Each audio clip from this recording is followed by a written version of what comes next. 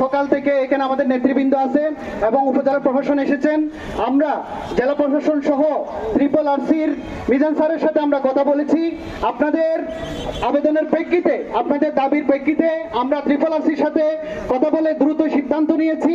আগামীকাল থেকে শিক্ষা সম্পর্কিত যত ধরনের প্রকল্প আছে ক্যাম্পের ভিতরে সবকিছু কি থাকবে, স্থগিত থাকবে, যতক্ষণ না পর্যন্ত আমাদের এই হোস্ট কমিউনিটির 4000 শিক্ষককে পুনর্ভাবে বহাল করা না হয়, তাদের সুবিধা যাতে নিশ্চিত করা না হয়, ততক্ষণ আমরা কি করব। RRRCর পক্ষ থেকে আমাকে মুখপাত্র হিসেবে বলতে বলেছেন, ওনারা ইতিমধ্যে মন্ত্রণালয়ের সাথে যোগাযোগ করে শিক্ষা কার্যক্রম স্থগিত করার জন্য চিঠি আমাদের কক্সবাজারে নিয়ে এসেছেন, এন্ডোর্স করে আমাদের কাছে পৌঁছে দিবেন। আমি এই চিঠি আপনারা যারা নেতৃত্ব দিচ্ছেন তাদের হাতে পৌঁছিয়ে দিব।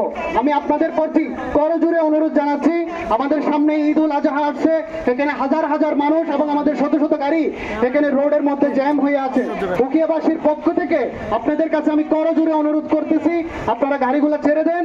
আপনাদের সকল দাবি দাওয়া মেনে না নেওয়া পর্যন্ত উকিয়া রোহিঙ্গা ক্যাম্পে কোনো ধরনের শিক্ষা কার্যক্রম আমরা চলতে দিব না।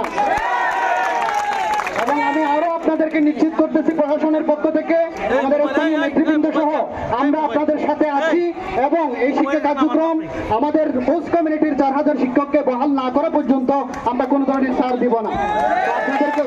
আপনারা আমাদের আজকের মতো এখানে আমাদের এই প্রোগ্রামটা সমাপ্ত করেন এবং আমাদের যান চলাচলকে স্বাভাবিক করে দেন। আমাদের ব্যাংকের কর্মঘণ্টা রয়েছে আর আধা ঘন্টা। আমাদের অনেক লেবার শ্রেণীর লোক থেকে শুরু করে জ্যাম হয়ে গেছে, আপনারা সুযোগ সৃষ্টি করে দেবেন। ধন্যবাদ সকলকে।